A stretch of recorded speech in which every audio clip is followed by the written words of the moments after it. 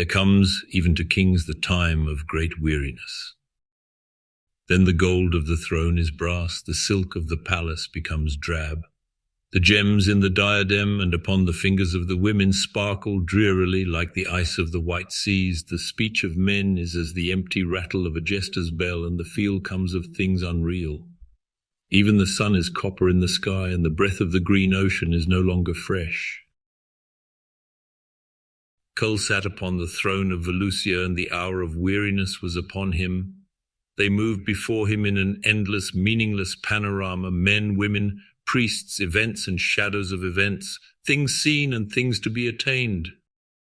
But like shadows they came and went, leaving no trace upon his consciousness, save that of a great mental fatigue. Yet Kull was not tired. There was a longing in him for things beyond himself and beyond the Valusian court. An unrest stirred in him, and strange luminous dreams roamed his soul. At his bidding there came to him Brule the spear-slayer, warrior of Pictland, from the islands beyond the west. "Lord King, you are tired of the life of the court. Come with me upon my galley, and let us roam the tides for a space." "Nay." Kull rested his chin moodily upon his mighty hand. "I am weary beyond all these things. The cities hold no lure for me, and the borders are quiet. I hear no more the sea songs I heard when I lay as a boy on the booming crags of Atlantis, and the night was alive with blazing stars. No more do the green woodlands beckon me as of old. There is a strangeness upon me and a longing beyond life's longings. Go." Brule went forth in a doubtful mood, leaving the king brooding upon his throne. Then to Kull stole a girl of the court and whispered, "Great king, seek Tuzun Thune, the wizard. The secrets of life and death are his, and the stars in the sky and the lands beneath the seas." Kull looked at the girl. Fine gold was her hair, and her violet eyes were slanted strangely. She was beautiful, but her beauty meant little to Kull. "Tuzun Thune," he repeated. "Who is he?" "A wizard of the elder race. He lives here in Valusia by the Lake of Visions in the House of 1,000 Mirrors. All things are known to him, Lord King. He speaks with the dead and holds converse with the demons of the lost lands." Kull arose. "I will seek out this mummer, but no word of my going, do you hear?" "I am your slave, my lord." And she sank to her knees meekly, but the smile of her scarlet mouth was cunning behind Kull's back, and the gleam of her narrow eyes was crafty. Kull came to the house of Tuzun Thune beside the Lake of Visions. Wide and blue stretched the waters of the lake, and many a fine palace rose upon its banks. Many swan-winged pleasure boats drifted lazily upon its hazy surface, and evermore there came the sound of soft music. Tall and spacious but unpretentious rose the House of 1,000 Mirrors. The great doors stood open, and Kull ascended the broad stair and entered unannounced. There in a great chamber, whose walls were of mirrors, he came upon Tuzun Thune, the wizard. The man was ancient as the hills of Zalgara. Like wrinkled leather was his skin, but his cold grey eyes were like sparks of sword steel. "Kull of Valusia, my house is yours," said he, bowing with old-time courtliness and motioning Kull to a throne-like chair. "You are a wizard, I have heard," said Kull bluntly, resting his chin upon his hand and fixing his sombre eyes upon the man's face. "Can you do wonders?" The wizard stretched forth his hand. His fingers opened and closed like a bird's claws. "Is that not a wonder? That this blind flesh obeys the thoughts of my mind? I walk, I breathe, I speak. Are they all not wonders?" Kull meditated a while, then spoke. "Can you summon up demons?" "Aye, I can summon up a demon more savage than any in Ghostland by smiting you in the face." Kull started, then nodded. "But the dead, can you talk to the dead?" "I talk with the dead always, as I'm talking now. Death begins with birth, and each man begins to die when he is born. Even now you are dead, King Kull, because you were born. But you're older than men become. Do wizards never die?" Men die when their time comes, no later, no sooner, mine has not come. Kull turned these answers over in his mind. Then it would seem that the greatest wizard of Valusia is no more than an ordinary man, and I have been duped in coming here. Tuzun Thune shook his head. Men are but men, and the greatest men are they who soonest learn the simpler things. Nay, look into my mirrors, Kull. The ceiling was a great many mirrors, and the walls were mirrors, perfectly jointed, yet many mirrors of many sizes and shapes. Mirrors are the world, Kull, droned the wizard. Gaze into my mirrors and be wise. Kull chose one at random and looked into it intently. The mirrors upon the opposite wall were reflected there, reflecting others, so that he seemed to be gazing down a long, luminous corridor, formed by mirror behind mirror.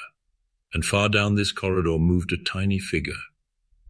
Kull looked long ere he saw that the figure was the reflection of himself. He gazed, and a queer feeling of pettiness came over him. It seemed that that tiny figure was the true Kull, representing the real proportions of himself. So he moved away and stood before another. Look closely, Kull. That is the mirror of the past, he heard the wizard say. Grey fogs obscured the vision, great billows of mist, ever heaving and changing like the ghost of a great river. Through these fogs Kull caught swift fleeting visions of horror and strangeness. Beasts and men moved there, and shapes neither men nor beasts. Great exotic blossoms glowed through the greyness. Tall tropic trees towered high over reeking swamps where reptilian monsters wallowed and bellowed. The sky was ghastly with flying dragons, and the restless seas rocked and roared and beat endlessly along the muddy beaches. Man was not, yet man was the dream of the gods, and strange were the nightmare forms that glided through the noisome jungles. Battle and onslaught were there, and frightful love. Death was there, for life and death go hand in hand.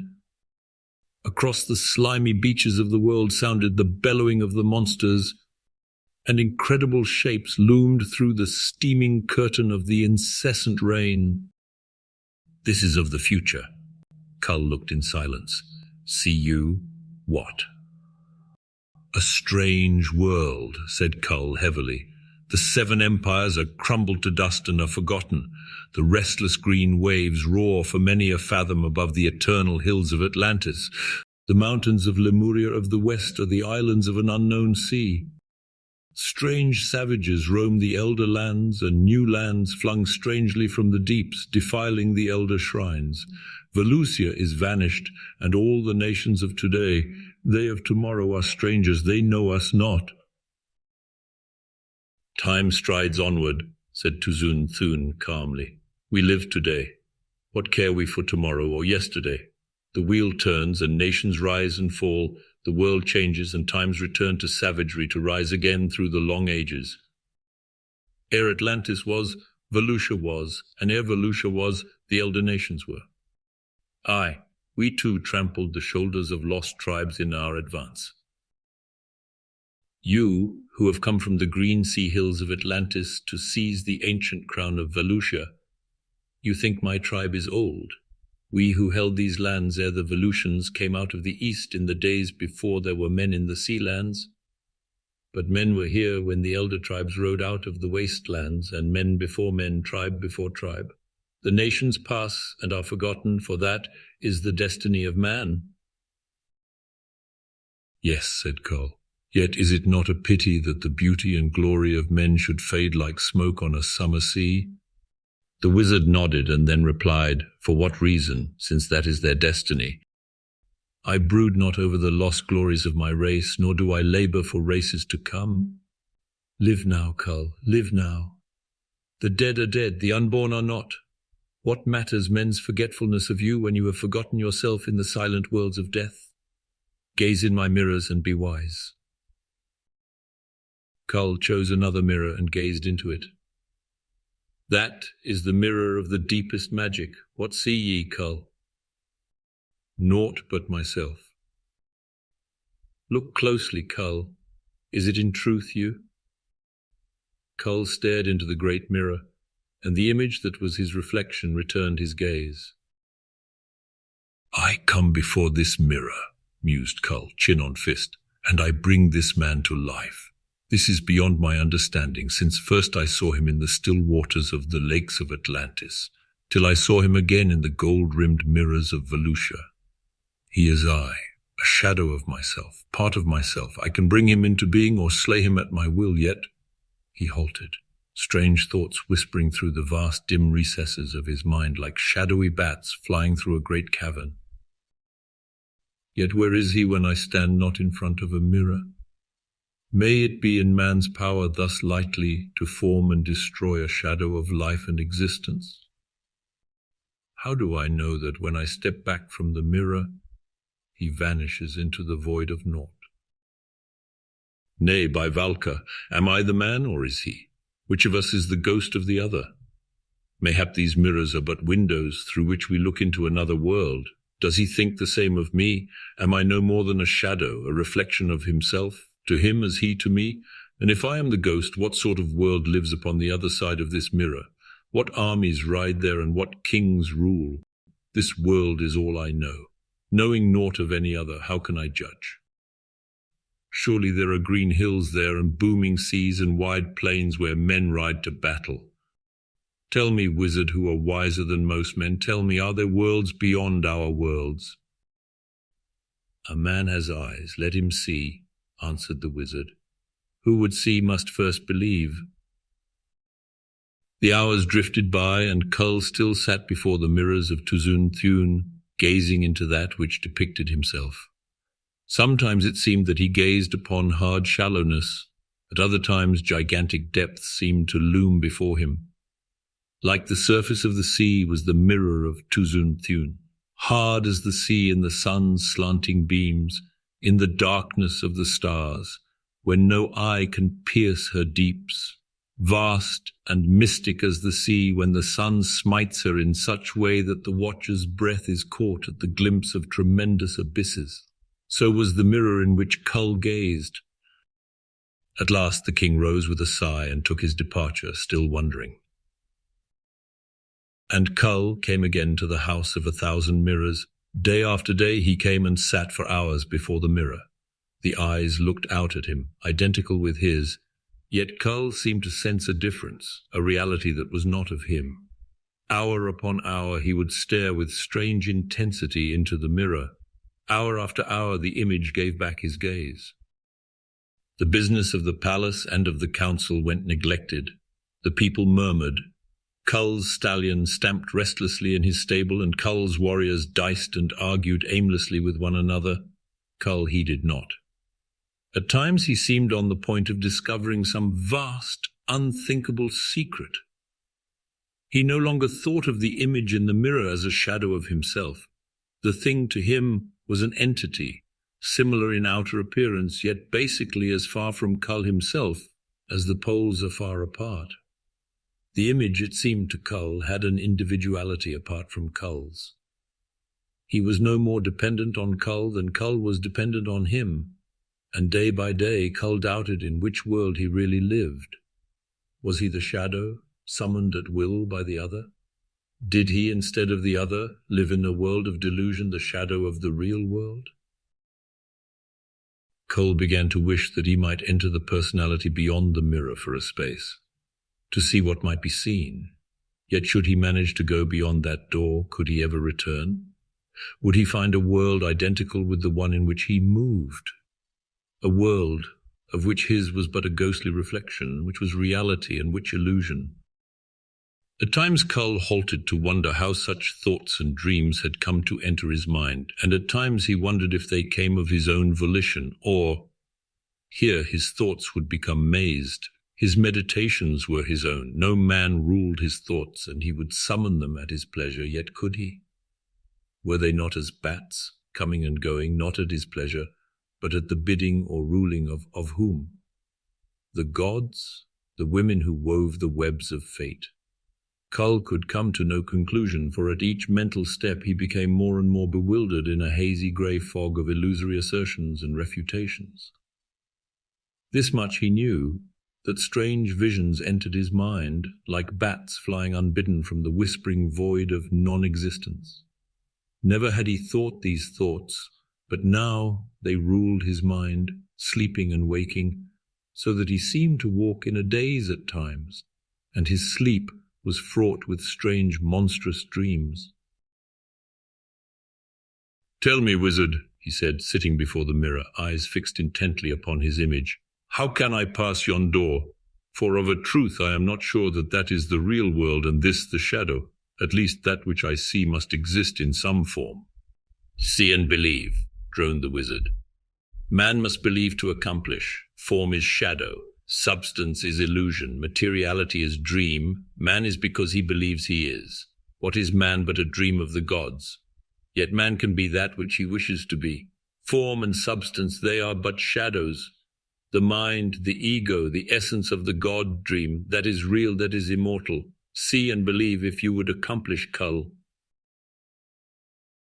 The king did not fully understand. He never fully understood the enigmatical utterances of the wizard. Yet they struck somewhere in his being a dim, responsive chord. So day after day he sat before the mirrors of Tuzun Thune. Ever the wizard lurked behind him like a shadow. Then came a day when Kull seemed to catch glimpses of strange lands. There flitted across his consciousness dim thoughts and recognitions. Day by day he had seemed to lose touch with the world. All things had seemed each succeeding day more ghostly and unreal. Only the man in the mirror seemed like reality. Now Kull seemed to be close to the doors of some mightier worlds. Giant vistas gleamed fleetingly, the fogs of unreality thinned. Form is shadow, substance is illusion, they are but shadows, sounded as if from some far country of his consciousness. He remembered the wizard's words, and it seemed to him that now he almost understood. Form and substance, could not he change himself at will if he knew the master key that opened this door?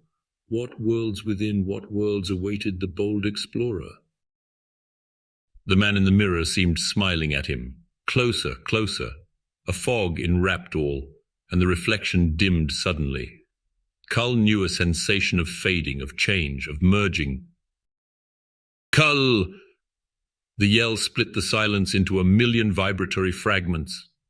Mountains crashed and worlds tottered as Kull, hurled back by that frantic shout, made a superhuman effort. How or why, he did not know.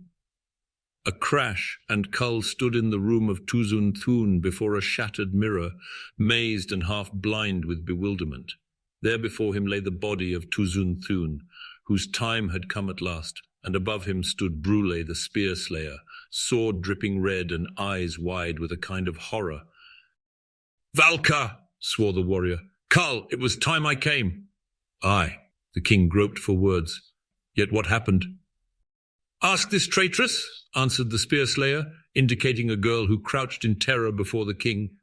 Kull saw that it was she who first sent him to Tuzun Thune. "As I came in, I saw you fading into yon mirror as smoke fades into the sky by Valka. Had I not seen, I would not have believed. You had almost vanished when my shout brought you back." "Aye," muttered Kull. "I'd almost gone beyond the door that time." "This fiend wrought most craftily," said Brule. "Kull, do you not now see how he spun and flung over you a web of magic? Ka'anub of Blal plotted with this wizard to do away with you, and this wench, a girl of elder race, put the thought in your mind so that you would come here. Kananu of the council learned of the plot today. I know not what you saw in that mirror, but with it Tuzun Thune enthralled your soul, and almost by his witchery he changed your body to mist." "Aye." Kull was still mazed. "But being a wizard, having knowledge of all the ages and despising gold, glory and position, what could Kanub offer Tuzun Thune that would make of him a foul traitor?" "Gold, power and position," grunted Brule. "The sooner you learn that men are men, whether wizard, king or thrall, the better you will rule, Kull. Now what of her?" "Naught, Brule," as the girl whimpered and grovelled at Kull's feet. "She was but a tool. Rise, child, and go your ways. None shall harm you." Alone with Brule, Kull looked for the last time on the mirrors of Tuzun Thune. Mayhap he plotted and conjured Brule, nay, I doubt you not yet. Was it his witchery that was changing me to thin mist, or had I stumbled on a secret? Had you not brought me back, had I faded in dissolution, or had I found worlds beyond this? Brule stole a glance at the mirrors and twitched his shoulders as if he shuddered. I, Tuzun Thune, stored the wisdom of all the hells here. Let us be gone, Kull, ere they bewitch me too. Let us go then, answered Kull, and side by side they went forth from the house of 1,000 mirrors, where mayhap are prisoned the souls of men. None looked now in the mirrors of Tuzun Thune. The pleasure boats shun the shore where stands the wizard's house, and no one goes in the house or to the room where Tuzun Thune's dried and withered carcass lies before the mirrors of illusion. The place is shunned as a place accursed, and though it stands for 1,000 years to come, no footsteps shall echo there. Yet Kull upon his throne meditates often upon the strange wisdom and untold secrets hidden there, and wonders. For there are worlds beyond worlds, as Kull knows, and whether the wizard bewitched him by words or by mesmerism, vistas did open to the king's gaze beyond that strange door, and Kull is less sure of reality since he gazed into the mirrors of Tuzun Thune.